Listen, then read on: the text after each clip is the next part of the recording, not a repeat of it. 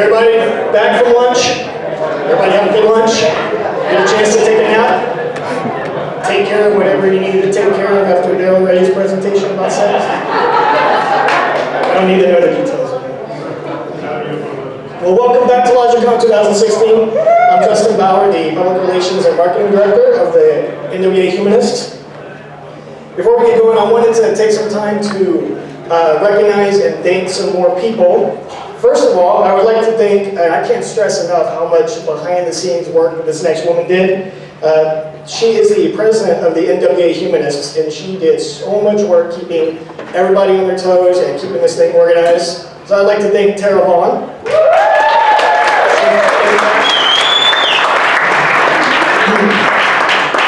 We also have Kelly Smothers. She is the director of the speakers, so she's helping keeping all of our speakers in the know. Is she around here? Kelly Smothers. And as you guys can imagine, conferences take a lot of logistics. It takes a very keen mind to be able to pull that thing on, to be able to pull that off. So I want to thank Karen Dixie in the back for all the logistics and getting this thing going. She has so much organization. We really appreciate it. And these next people are also helping. They are board members of the NWA Humanists. They were there at every single Logicon planning committee. They're also helping in the green room. That is Michelle Alexander and Cinnamon. Oh, where's Cinnamon? Michelle's in the back. Just clap for her. And I want to thank. We have a couple of guys that are helping monitor these mics, which is good because I'm technologically illiterate, so I should not be in charge of anything. That is Tara's husband, KV Vaughn, and also this gentleman also runs a podcast called Skeptics Brew Pub. So he goes by the name Brother Brewer. So Brother Brewer, and then finally we have Dustin McCluskey over here operating the camera. We're going to get to watch all this later. And I also want to thank Eric Frey. He is also a board member of the NWA Humanists, and he's helping us man the table back there. So if you haven't gotten a chance to visit any of the tables or pick up a program for Logicon 2016, make sure you do that. The programs have all the sponsors on the back. They also have the schedule and bios about all the speakers we have. And I also want to thank all the members of Occam's Razor. Do we have any of them here? They're doing so much volunteering and also help us secure this room too, so we're very appreciative to have their help as well. All right, so we're going to move right along.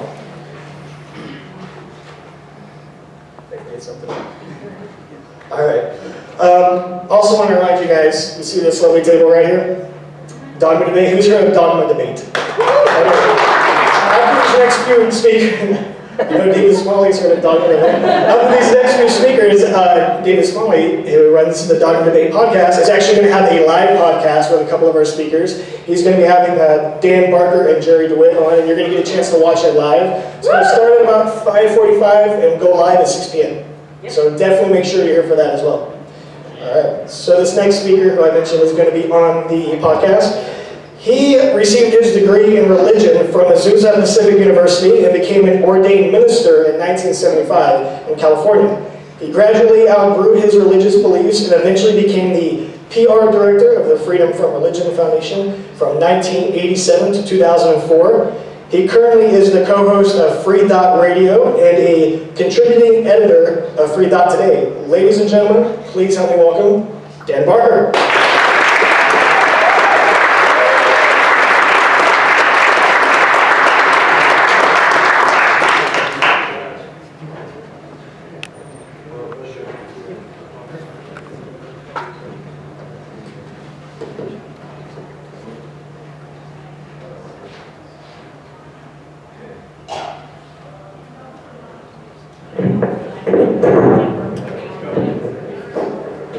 How's that? You all can hear me?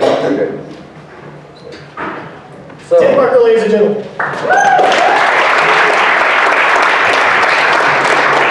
So speaking of dogma debate, I rushed over today because I was doing a dogma debate on radio. A Catholic theologian, William Albrecht, we were debating the resurrection of Jesus. And I made a mistake. I thought it was a 1-hour debate. It turned out it was a 2-hour debate. So I had to just I had to just say, sorry, I gotta go, you know, there's people here at Logicon. So, boy, was he debating. Gary, you heard part of that. He was kind of fuzzy, wishy-washy, you know, what is a spirit, and what is a resurrection, and what is a glorified body, all this theological biblical talk. Jerry Coyne, who wrote the book Faith versus Fact and Evolution, Why Evolution is True. In fact, I'll be seeing him next week in Houston. Jerry Coyne, the biologist in Chicago. Instead of giving a talk, Jerry wants me to interview him, so we'll be talking back and forth with each other. But in his book, Faith versus Fact, Jerry Coyne writes, he quotes my comment that theology is a subject with no object. What are you talking about? Do you know what theologians study? If you want to get a degree in theology and you go to the school, do you know what you're going to be studying? Other theologians. You can get a degree, you can get a PhD in a subject which really doesn't have an object, but you're an expert about all these people who don't know what they're talking about. So, I got to make an abbreviated closing statement, and I just had to leave, and they didn't care because they were going to question afterwards anyway. So, glad to be here at Logicon. So, the Freedom from Religion Foundation. I am now co-president with Annie Laurie Gaylor of the Freedom from Religion Foundation since 2004. We're growing fast.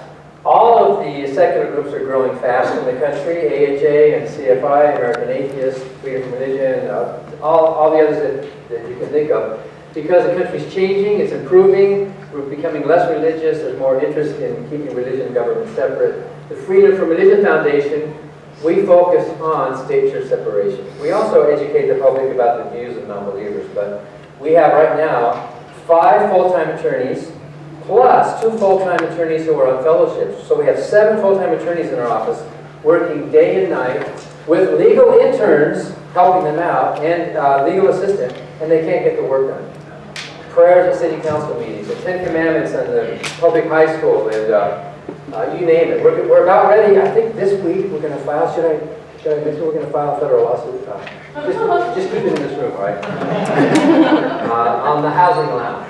We filed on the housing allowance, and we won a victory, but then we were thrown out of court on standing in the Second Circuit. So we reformulated it, and we're going to go back into court on it. The housing allowance is, if you're a minister of the gospel, the IRS says, you don't have to include your housing as income when you do your taxes. Did you know that? Ministers of the gospel, priests, rabbis, Jewish cantors. So wouldn't you love to do that when you're doing your taxes this year? All your rent, you would just exclude that from income. It would lower your tax liability. So ministers of the gospel, if the church that employs them, and Jerry used to do this, didn't you? You take advantage of every single loophole you can get, right? If they designate part of your salary as a housing allowance, then that's not income. And so Freedom from Religion Foundation has designated to me and Annie Laurie a housing allowance. And so we are in what the IRS would consider a similarly situated organization.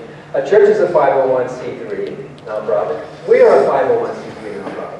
Why do they get that break and we don't, right? So we're challenging the break. We're challenging this advantage. In America, there is no higher class of people. There's no clergy. There's no classism. There should be, at least in our country. And yet there's a bunch of people called church who think they get this special break. So, either way, we're going to win. Either the IRS is going to say the clergy don't get it anymore, which amounts to billions of dollars of tax revenue, or they're going to say all nonprofits get it.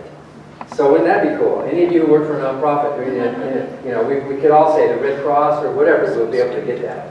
And the way we got standing was we asked the IRS for a refund based on the fact that the clergy get it and we don't, and the IRS denied us the refund. That gives us injury, it gives us standing. So we're probably going to announce that this week. Don't tell anybody. Keep it to yourself. And Annie Laurie and I are married. We've been married since '87. By the way, you can see the day that we met on YouTube, on the Oprah Winfrey Show on AM Chicago. You can see that 1984 show of the day we met. And we showed our daughter, Sabrina. She just graduated from college, but we showed Sabrina the day her parents met on that Oprah show. And Sabrina was laughing because I had a lot of hair. And of course the 80s music and the 80s styles, but that audience, that Oprah had packed that audience with these Bible thumpers that were calling Annie Laurie a witch because she was a feminist, right? So Annie Laurie said, she's been a lifelong feminist, lifelong state church activist. There's nothing more fun than suing the government. And I would add, there's nothing more fun than suing the government and winning, which is great. So we win a lot, we lose some, and most of the time when we lose, most of the time, it's not on the merits. It's not because the court told us we were wrong. Most of the time when we lose, it's on standing. The court is shutting the door saying, you don't have the right to even get into court. That's what happened with our Supreme Court case, Hine versus Freedom from Religion Foundation, where we had won. We had won. Yeah, so there's a different makeup, right? Scalia ruled against us. In fact, in oral argument, Scalia said, you know, it doesn't matter. What George Bush was doing might have been illegal, but you can't sue over that, basically what they said, in a 5-4 decision. So anyway, we often lose on standing, and we lost the housing laws on standing, but the court basically told us what we have to do to get standing, so we did it. So let's see, what are they going to say now? There's always going to find someone. But we sue the government, we take legal cases. Have any of you called our offices or emailed to complain about? So some of you know what I'm talking about. Our attorneys are quick. They can get a letter out that day if we have to, which is especially important in school. Some high school student calls up and says, they're praying at my graduation next Tuesday.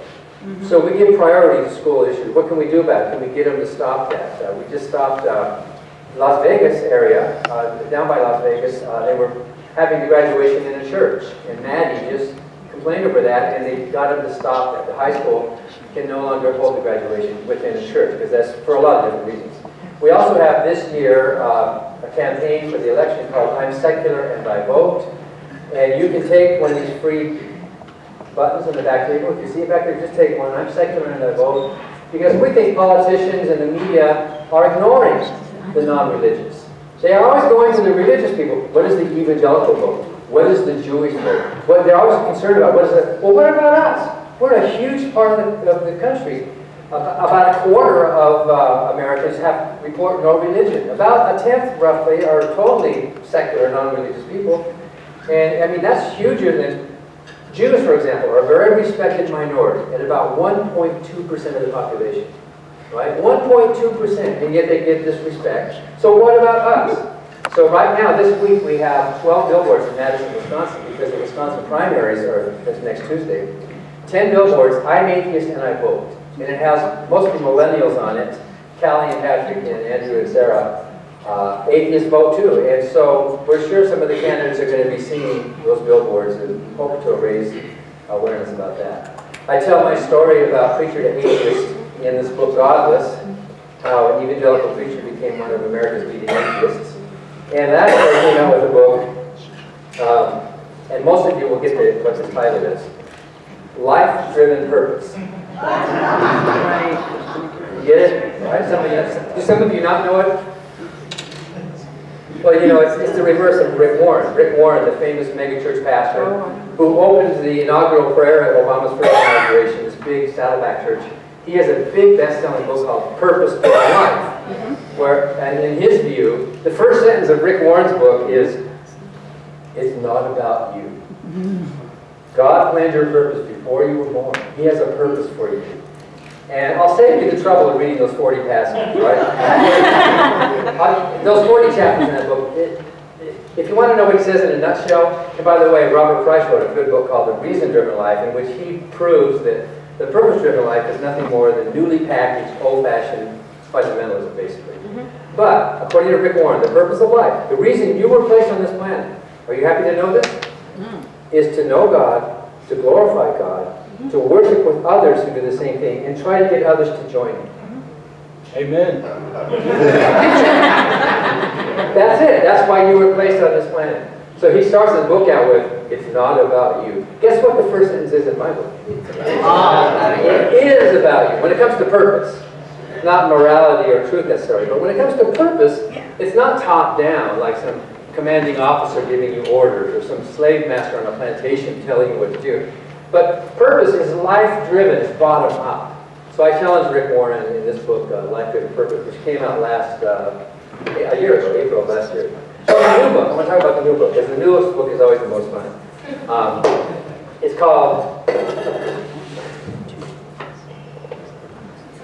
and I was in Tucson at a book festival 2 or 3 weeks ago, and some 10-year-old kid came with his mother, and he read this title out loud, and he started laughing, and he grabbed his mom, and they bought a copy. God, the most unpleasant character in all fiction. And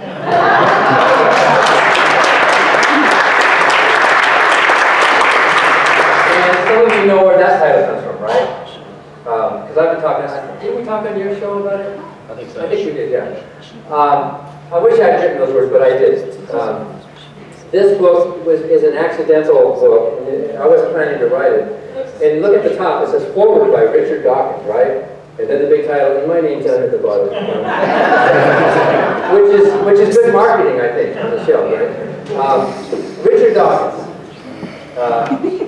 He's been accused of being strident and contentious and argumentative. You angry atheist, right? And I think what happens psychologically is that if somebody says something to you that makes you angry, then you psychologically project your anger back on the person, and you think, why are you angry? When they're not. Has that ever happened to you? Yes. Oh, yeah. You're making a rational argument, and they say, why are you so angry? I'm just trying to argue or trying to talk. And if you read The God Delusion, which came out in 2006, Richard Dawkins' big blockbuster, we knew it would be a big book. And but we didn't realize how big a book it would be outside. He sold more than 3 million copies of that book already since then. Can you imagine that? 3 million copies. Jerry's book is probably getting close to that, right? Yes, sir. Yeah. Yeah, just take off about 6 zeros. Well, it's just as good of a book. I have to say, Jerry's book is just as good. It should be selling millions. And I'm sure it is. But The God Delusion came out in 2006, and we got a sneak preview of it. We were in Iceland, Andy, Lori, and I, and Richard was giving a talk, and we knew he was working on a book called The God Delusion, which seemed kind of, okay, well, this will be good. And in Iceland, he came up to us and he said, I have one extra copy of my manuscript that I'm sending to the publisher. I have one extra, would you like it? So, we have a signed copy from Richard, not the book, but the manuscript. So we got to read it on the plane going home. Like, this is like a sneak preview of the movie. And so, anyway, if you've read The God Delusion, you know that most of it is not strident and contentious and angry. It's passionate. It's got some argument in it, but it's not like some angry mad person.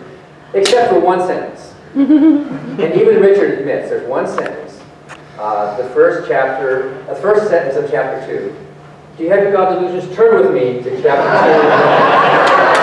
Verse 1. We will read together. He said that one sentence has caused more criticism. He's had to defend himself against that one sentence more than anything else he's ever written. And the sentence is this, and I'm going to botch it, but you'll get the idea. The God of the Old Testament is arguably the most unpleasant character in all fiction. Jealous and proud of it, petty, unjust, unforgiving, control freak, a misogynistic, homophobic, racist, infanticidal, genocidal, filicidal, pestilential, megalomaniacal, sadomasochistic, capriciously malevolent bully.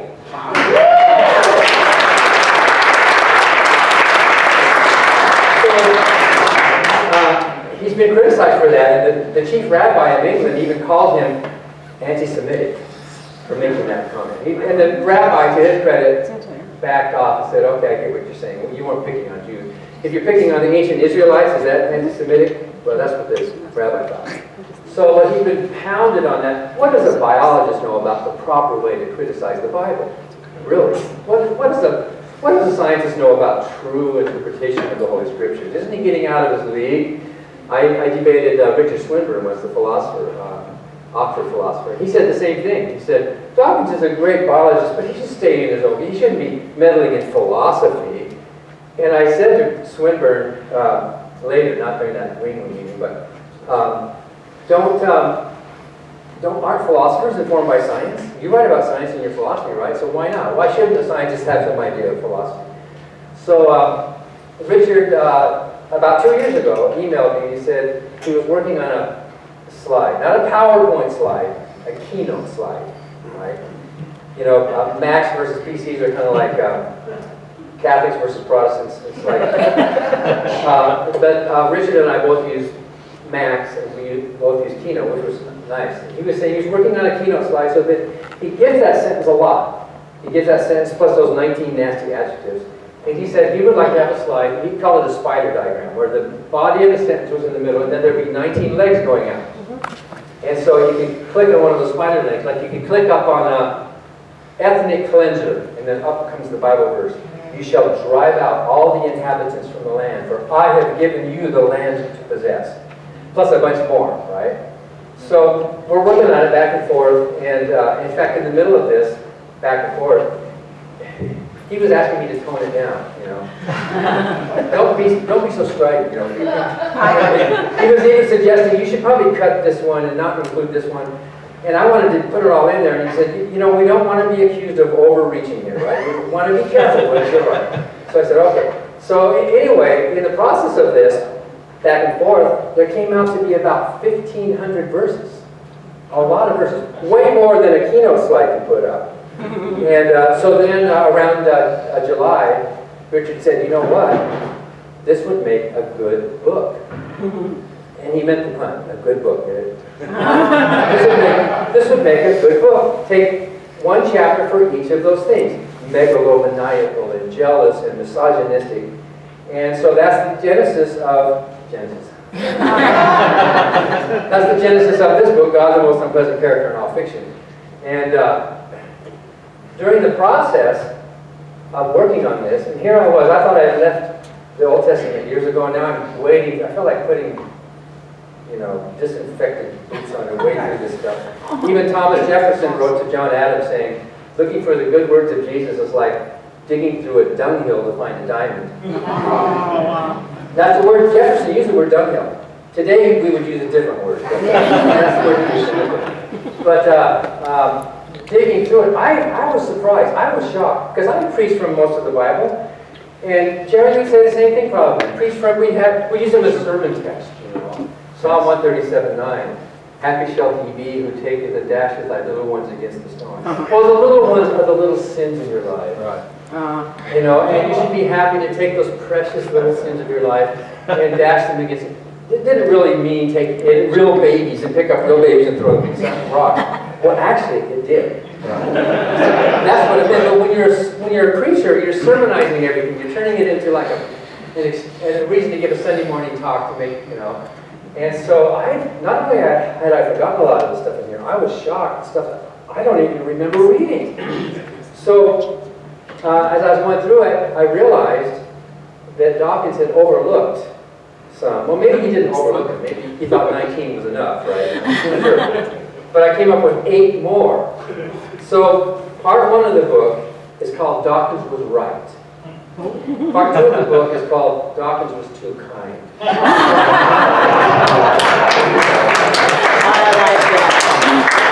And so I added pyromaniacal.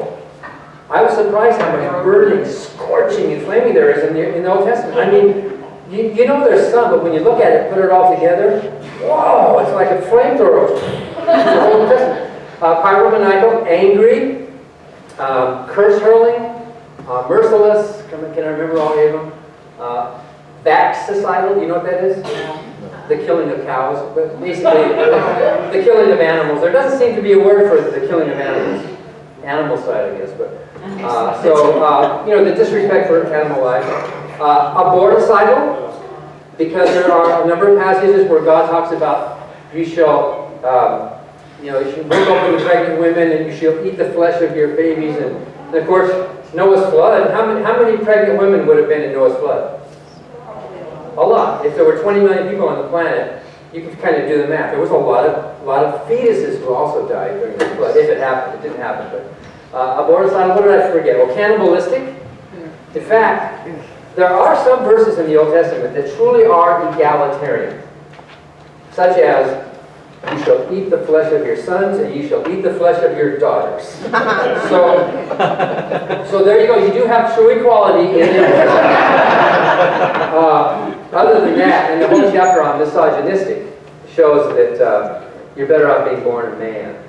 And by the way, for the chapter misogynistic in here, I drew a lot from Annie Roy Gaylor's work. She's written some books, Woe to the Women, the Bible Tells Me So, and her other book, Women Without Superstition. So that chapter alone pretty much lays out why women should have no respect at all for this book. It's in every hotel room, you know. I mean, every woman who rents a hotel room ought to go screaming down to the front desk.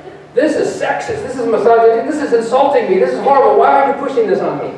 Well, you should do that. I do that when I go into a hotel. I call it, why are you doing this? So I should dash babies against the stone. You put it in my hotel drawer, right? So, and then the last one is slave monger. So, because of slavery. So that makes 19 plus 8 total. And then a final chapter of the book. Because what are Christians going to say? What's the first thing Christians are going to say about Context. New what are they Testament. going to say about a book about the Old Testament? We're in the New Testament. Oh, the New Testament. Yeah. Jesus fulfilled the whole law. Yeah, exactly. So I couldn't just leave it at the Old Testament. The final chapter is what about Jesus? And it's a short chapter, but it shows basically that Jesus was not a chip off the old block. He was the old block itself. He said, I and the Father are one. If you see me, you've seen the Father. I am is who I am. And he never once denounced. I think the New Testament is a tremendous missed opportunity. If this really was a moral tale, when Jesus came along, he should have said, okay, it's a New Testament now, the old is gone, and I apologize for my dad. He was a jerk. He was brutalizing women and killing babies and committing wholesale genocide of nations. And by the way, it's wrong to own another human being. Right? Right? Yeah. I mean, think of the opportunity. Just think what he could have said. Instead, he endorsed every jot and tittle. He called himself, he proudly claimed to be that God. And whenever he quoted Scripture, he quoted from the words of that God of the Bible. You often hear the New Testament's better because Jesus said you should love the Lord your God with all your heart and then love your neighbor as yourself. Doesn't that sound kind of positive and uplifting? Right? But if you actually look at the Old Testament verses he was quoting, go to the Old Testament, and when Jesus is quoting, thou shalt love the Lord thy God with all thy heart, you know what that's from? That's from the covenant that God was giving to his Israelites before they were going to go into the promised land and invade, and with bloodshed and with fire. And he said, you're going to live in cities you didn't build, you're going to harvest crops that you didn't plant, you're going to go in there and completely drive them all out and kill them and take over this promised land, which is their little love nest of this jealous deity. And he said, when you get there, remember, I'm your jealous God. You should love the Lord your God with all your heart. And don't be tempted by those other gods. And if you are, then follow a whole bunch of curses. This pestilence will come upon you, and this horrible thing. Jesus was quoting from that passage, this so-called marriage covenant between God and his chosen sweetheart. He was quoting that with approval. He was quoting genocidal words when he said, you should love the Lord your God with all your heart. When he went on to say you should love your neighbor as yourself, doesn't that sound kind of, wow. But what religion doesn't say that? Right? What religion, surprise, surprise. If you go back and look at the Old Testament source of that quote, it says, it's only talking about your Israelite neighbor, your Hebrew neighbor. It says, any of your kin, any of your countrymen, you should love your neighbor as yourself. Obviously, that love did not apply to neighboring tribes or other peoples. It was only the in-group you're supposed to love.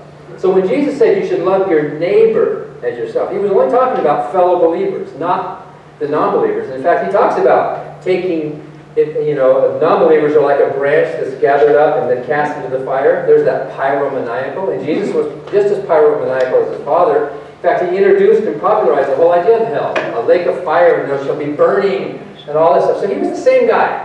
Jesus of the New Testament was the same guy, although the New Testament is a little more gentle in some of its teachings. On balance, any of us could have come up with a better set of teachings than that. So that's the book, God, the Emotional Present Character in All Fiction.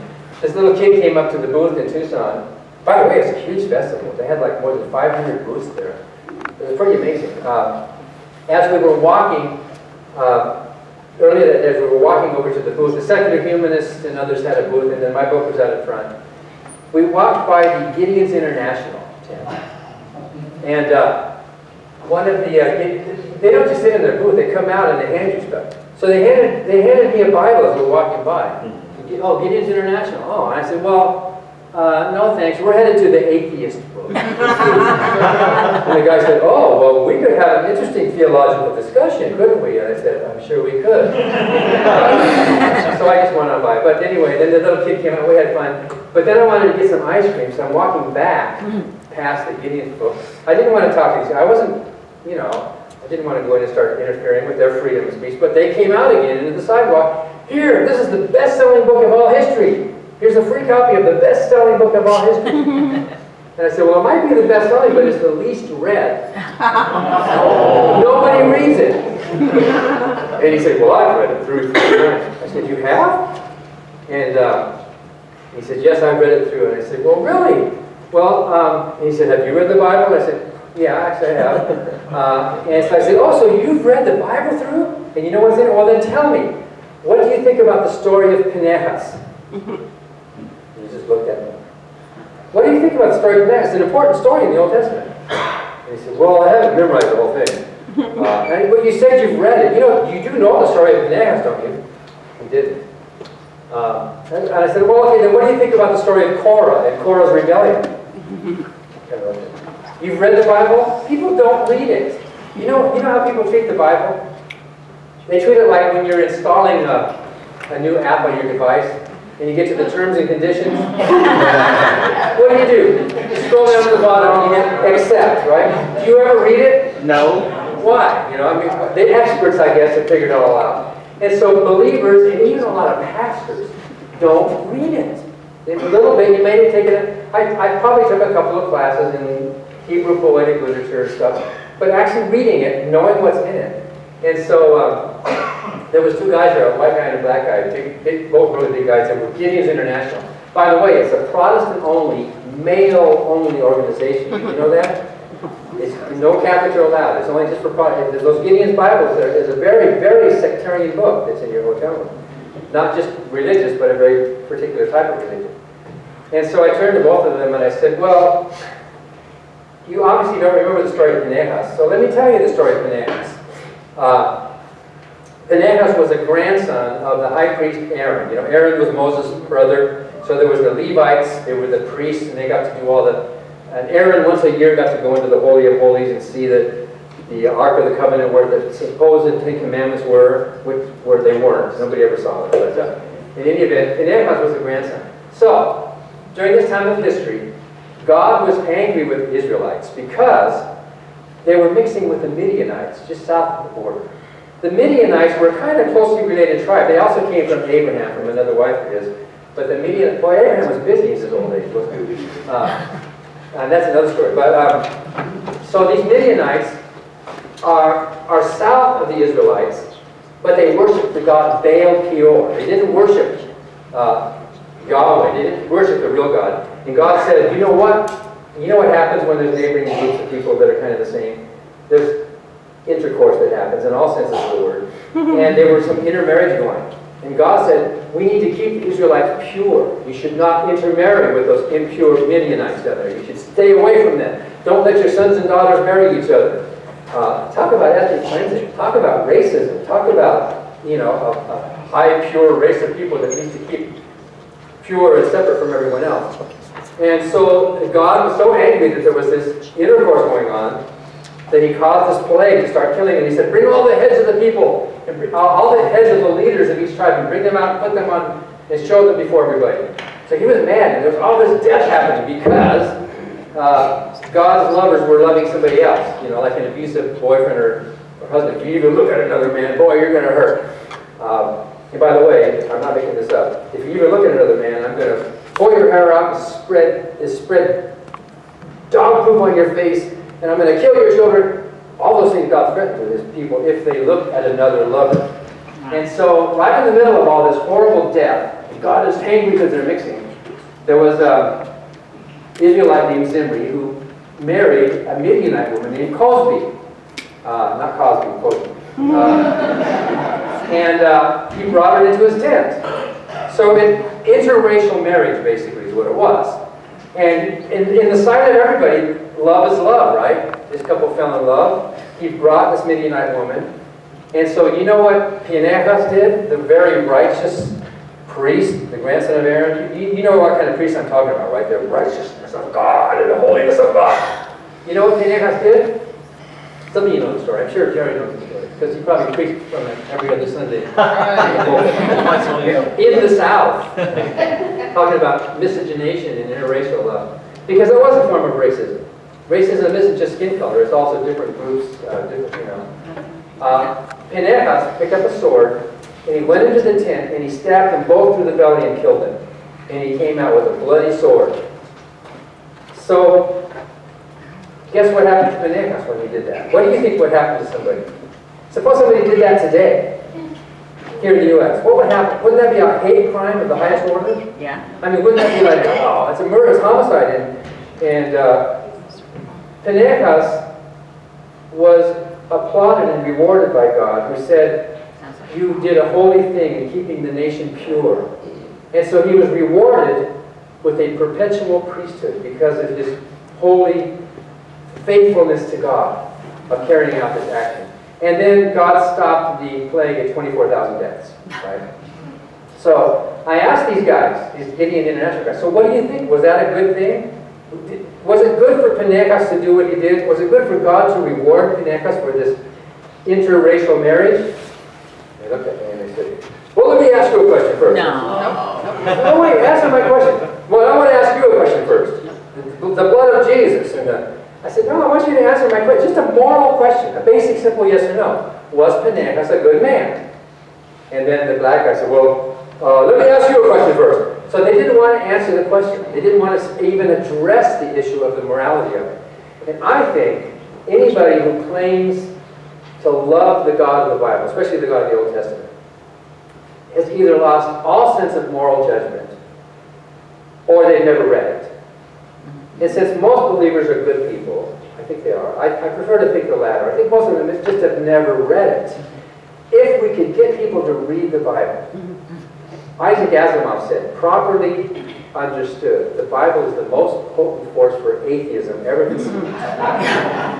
And A.A. Milne, the guy who wrote Winnie the Pooh, A.A. Milne was an atheist. He said, the Old Testament is responsible for more atheism than any other literature ever written. And he's right. So here's Richard Dawkins begging people, read the Bible. How can we be faulted for that, right? So we have a book, God, the most important character in all fiction. So please read it. Read what it says. Open it up and look at it and make some kind of a judgment. Don't just scroll down to the bottom and hit accept. What is in this book? What is it that you like or approve of or don't approve of? So the book came out February the 2nd, and on the very day of release, this went into its second printing. Wow. Which shows, I'm surprised there'd be a market for something this grim, and something so, and it's already in the third printing now. So, and I think it's because of whose name's on the top. I mean, really. You see what's on the shelf? Richard Dawkins. Well, there you go.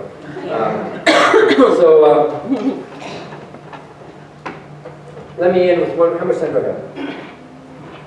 Oh, I still have about 20 minutes. Yeah.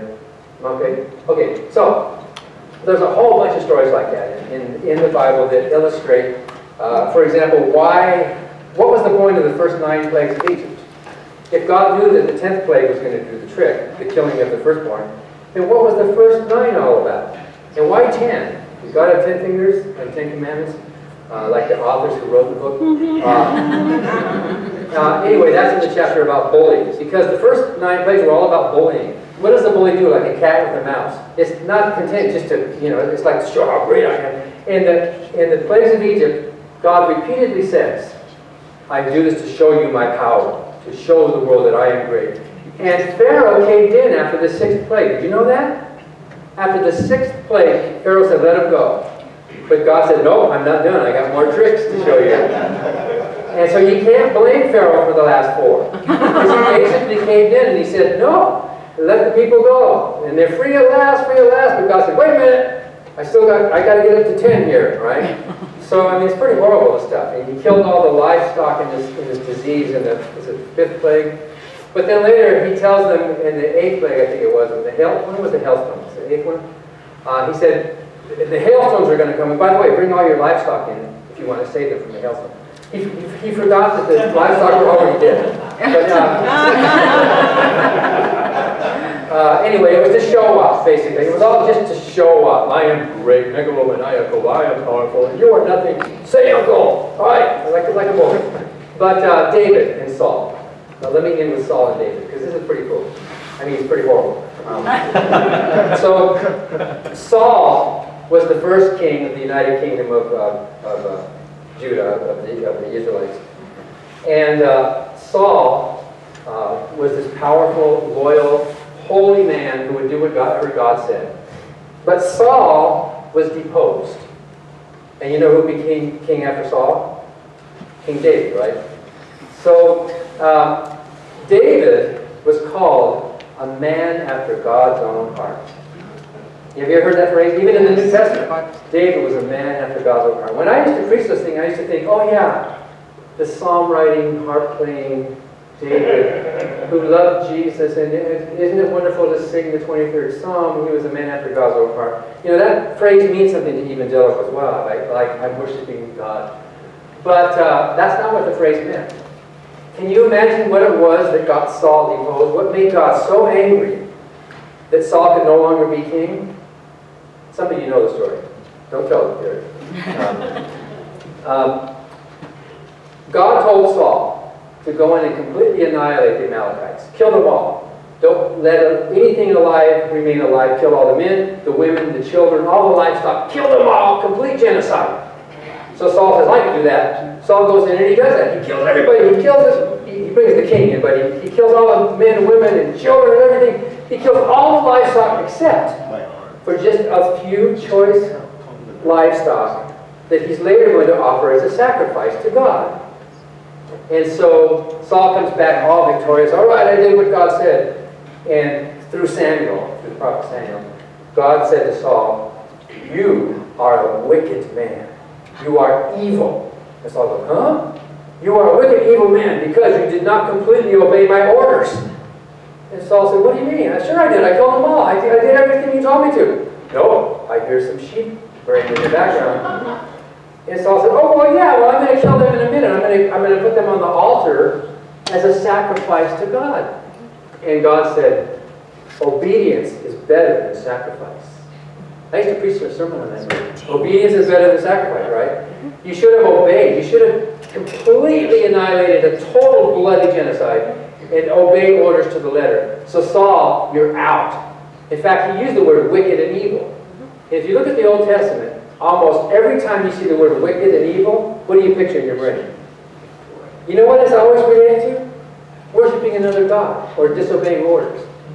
Saul was called wicked because he did not complete a total genocide. So Saul lost his throne, and David, a man after God's own heart, was chosen. Why?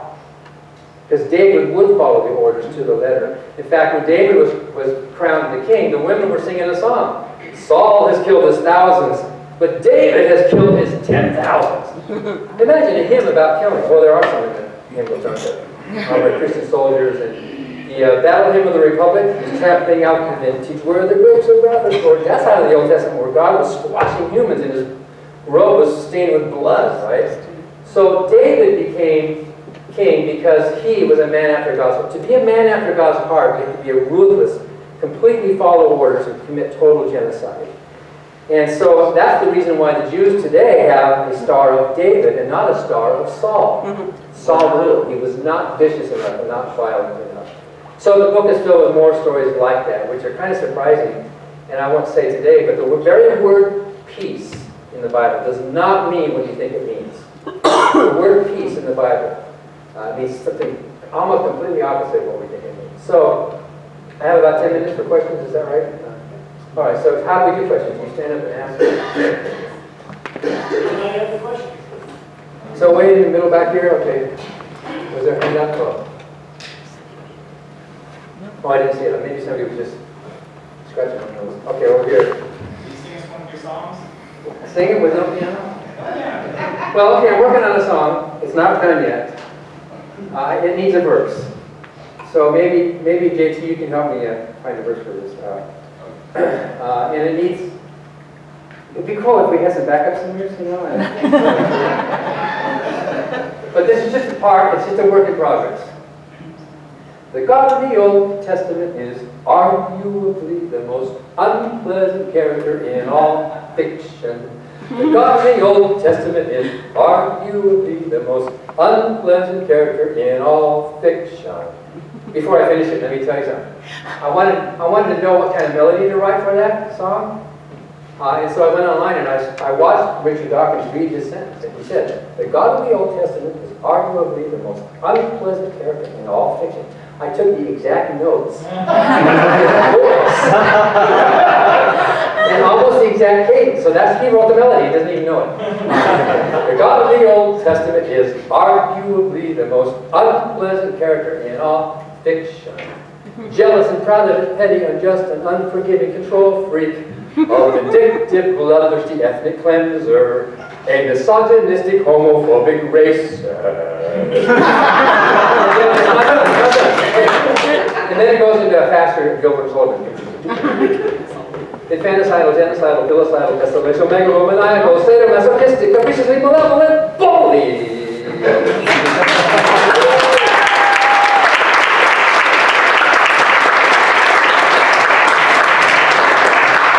I need help. Okay, up here in the front. You mentioned Dawkins and Jerry. What are your relationships with the other atheist leaders like David Silverman and some of those? Do you cooperate together, or are you competing for donations? Yes and yes. Yeah, so the free thought groups, what are there? Maybe a dozen. But if you take the regional groups, there's lots of groups around the country. And yes, in a business sense, yeah, we are friendly competitors. Because it's not like a church or like a toothpaste brand. You can join all the groups. You know what I mean? It's not that you have to be a Methodist or a Baptist. And a lot of people join all the groups because they want the good literature that comes out of CFI or AHA or Free Thought Today. So you can't just add the numbers together to get the total, because it's a bottom-up kind of a thing. And so, yeah, there's a competition because there's dollars out there, there's donors, and we all want donors to come to our group. So yeah, we're trying to attract that. But it's good that there's a big cross-section of groups, I think, because it spreads out the talent. Think about all the leaders that are in these groups. You mentioned David and some of the others. What would they do if there was only one Vatican of atheism, right? I mean, if there was only one, and it wouldn't be a bottom-up thing. It would be more autocratic. But we do cooperate, often on legal cases. Debbie will confirm that, yeah, there's Debbie back. CFI and FFRF and AHA and AA, we often cooperate on amicus briefs to the Supreme Court and other cases that where our attorneys are talking with each other. One of our interns at FFRF is now hired as an attorney over at American Humanists. So there's a lot of that cross-pollination. We all like each other and talk to each other. And I think the biggest current example of group cooperating is the Reason Rally. The Reason Rally is, do you know what the board of the Reason Rally is? It's the leaders of all the groups are on the board of the Reason Rally. So our conference calls for the Reason Rally it's David Silverman and Annie Laurie Gaylor, and it's Robin Blumner with the Richard Dawkins Foundation. It's all the different groups, Ron Lindsay, and you know, and we're all on the same board. It's pretty fun. And we all talk in the same language. We all have our own boards, and we're all working our own. So the Reason Rally is going to come off on June the 4th, and I'm sure you will all be there. And the major sponsors put up a lot of money, and then there's minor sponsors as well for this big event. We sent a letter to President Obama inviting him to the Reason Rally. He did not turn us down officially, but then said that his schedule when he couldn't make it. And then he appreciated the invitation, because he's been invited to synagogues and mosques and stuff, and he says they're part of America. So we thought he would come and at least acknowledge. So it wasn't like a turn down like, no, I won't go. It was a turn down like, I can't go. So, but you know, Johnny Depp's going to be there, and Amber Heard. There's going to be a lot of, you know, big names for the Reason Rally. That's an example of all the groups cooperating on an ad hoc, informal basis. You know what I mean? It's not like we all have to work together, but when there's an issue that comes up that we all feel like we can get involved with, then some of us do. So I think it makes the cooperation stronger that we are separate legal entities that are working together on a lot of these issues. Gary has a question. Can you say a few words about your organization as helps recovering as professional? Oh, the Clergy Project. Yeah. Oh yeah, the Clergy Project, okay. I'm one of the founders of the Clergy Project. It was kind of 3 different accidental things that came together. Daniel Dennett, the philosopher, and his colleague Linda Lascola were trying to study preachers who were in the pulpit who are now atheists, but they didn't know how to find them. So they were trying to find them, and they called me, and I know some of them. And I get, because people read Godless, and I hear from them, I'm still preaching and I want to get out of the pulpit, what do I do? And so I was able to give them, I don't know, 5 or 8 names, and they took about 3 of them for this project that was in evolutionary psychology about preachers who don't believe. They have since come up with a part 2 of it, which is now a book called God in the Pulpit. And I, over decades, in 1984, we had a panel of ex-clergy in Minneapolis, former clergy who are now atheists. It was a, so I've met a bunch of former clergy and some current clergy. And then Richard Dawkins, over the years, has also said, we need to help these people. We need to help these ministers find some honest work, get out of the pulpit. And in Copenhagen, we had dinner, and he said, why don't we start a group of something that's going to help these ministers, maybe some education funds. So in January of 2011, Linda from Richard Dawkins' group, Robin from Richard Dawkins and Linda from, with Daniel Denton and I, we met the National Museum of the American Indian in D.C., and we decided, let's start a group. We didn't have a name yet, but it became the Clergy Project. And in March of that year, the Clergy Project started with about 50 or 55 founding members, about 3/4 of whom are former ministers, and about 1/4 of them are current clergy. Today, there's almost 750 in the group. It's really grown. And Jerry, you came on really soon, didn't you? Yes, sir. Was it that same year, 2000? Yes, sir. Yeah, it was May. You don't have to call me sir. We're brothers, right? Yes, Bishop. Yes, no, Bishop. I'm Bishop Parker, and he's Deacon DeWitt. It's about 1/4 of them that are still in the pulpit. And were you still preaching when you called? Yes, sir. Yeah, he was still preaching. He wanted to get out. He was kind of whispering. Is there any other people like me that are still preaching? And it's really cool to talk to them. So now we have a screening committee. And so, like, if a Southern Baptist pastor contacts us, then we let John Compier, who's a 5th-generation Southern Baptist pastor, who's now an atheist, he talks to him, and you can tell after a while, after a couple minutes, you can tell when you're talking to the real thing. I mean, you know that they're not pulling your leg. And they have to use pseudonyms. They can use their first name, but they can't reveal who they are out of privacy issues. And there's a secret forum now. You can go to clergyproject.org and look at that. There's a secret forum that helps all these different issues that we talked about. Todd Stiefel Foundation gave a big grant to help us with transitional employment grants. So if you're trying to find new work, it's a way to get. What are you going to do with a divinity degree, right? What are you going to do? So some of them go into social work, which is a good fit. Some of them go into teaching philosophy, which is another good fit. Some of them go into nonprofit work, which is a good fit. In fact, some of them go into nonprofit as a way to ease out, because they can show their community, I'm still doing good charitable work kind of stuff. Some of them go into selling insurance, which is kind of the same thing. Yeah, but we all have to land on our feet our own way. But it's really nice to have an organization that can help.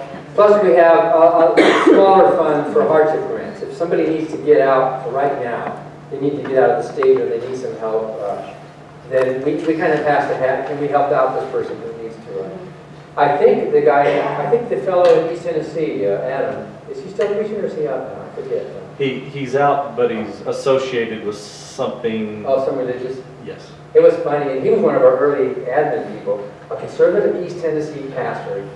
On Easter morning one year, he would come into his office after the service, and he closed his door and he emailed us, "You won't believe the crap I had to say today. I gotta get out of here." So anyway, that's the Clergy Project, and isn't it nice that there's a group that you don't have to join?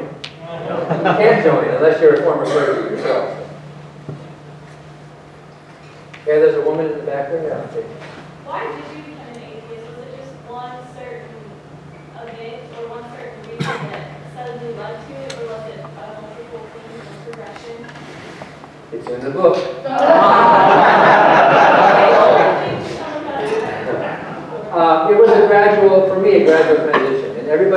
totally different.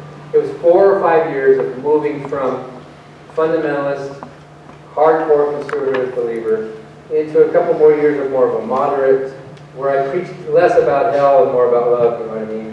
And then a little more of a liberal, you know, for a while. I finally dumped out all the bathwater and I found out there's no baby there. And it was two things. It was the reliability of the Bible. For me, that was important. It's not important for all believers. There's a lot of liberals who know the Bible's contradiction. But for me, it was the reliability of the Bible, and then how can you be good without religion, morality? And I realized not only is there no evidence for a God, there's no even coherent definition of a God, there's no agreement among believers as to the moral principles of this God, but there's no need for a God. Tens of millions of good people live happy lives without believing in a God, so I became all by myself. I didn't know if I even knew any other atheists. In fact, if you go to that show where Annie Laurie and I met each other on that Oprah Winfrey show in 1984, that was the first day I had ever knowingly met any other atheists. It was on that show. And that was the first time I'd ever spoken before a hostile audience, too. And I loved that. That was really fun. So that's making it way too short, but basically it's not true. So We have time for one more question. Thanks. Way in the very back? Okay. Is there a favorite, or do you have a favorite type of legal case, or is there a specific type of case that you feel most passionate? Well, we think the most important cases right now, and they are plurality of cases that we get, is in the schools, especially in the high school and elementary school level. We think that's really important because of the age of the children and this whole idea. So we jump on school cases a lot. We got a Ten Commandments monument removed from a high school in Pennsylvania. But, of course, for media purposes, suing the federal government is always up. And we're about to, and I don't have time to explain it, but we're about to do another federal lawsuit over the 990 form. Some of you who run nonprofits know what that is. That we all have to file 990s to report our income and expenses, but churches don't, and that doesn't seem fair. So that one's going to be coming up pretty soon. Because the federal government is bigger, you're more apt to get news from that. But we're coming out with a new brochure that says, if you see something, say something.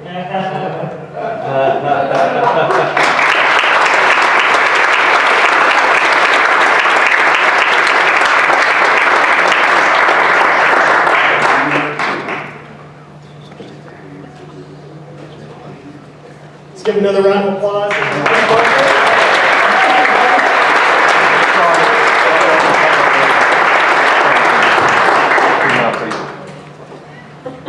Test. All right. That was awesome. Thank you for the song and dance routine also. I really appreciate it. I don't know about you, but that was like the most entertaining and enlightening Bible study session I've ever been to. I went to Catholic school for 10 years, so I went through years. None like that though. We're going to take a really quick 2-3 minute break. Make sure you come back here very quickly though and on time, because we just got done hearing from a very awesome former minister, and then we're going to hear from a very awesome former pastor named Jerry DeWitt. So if you guys want to go ahead and take a quick break for a couple of minutes, just make sure you get back here very quickly.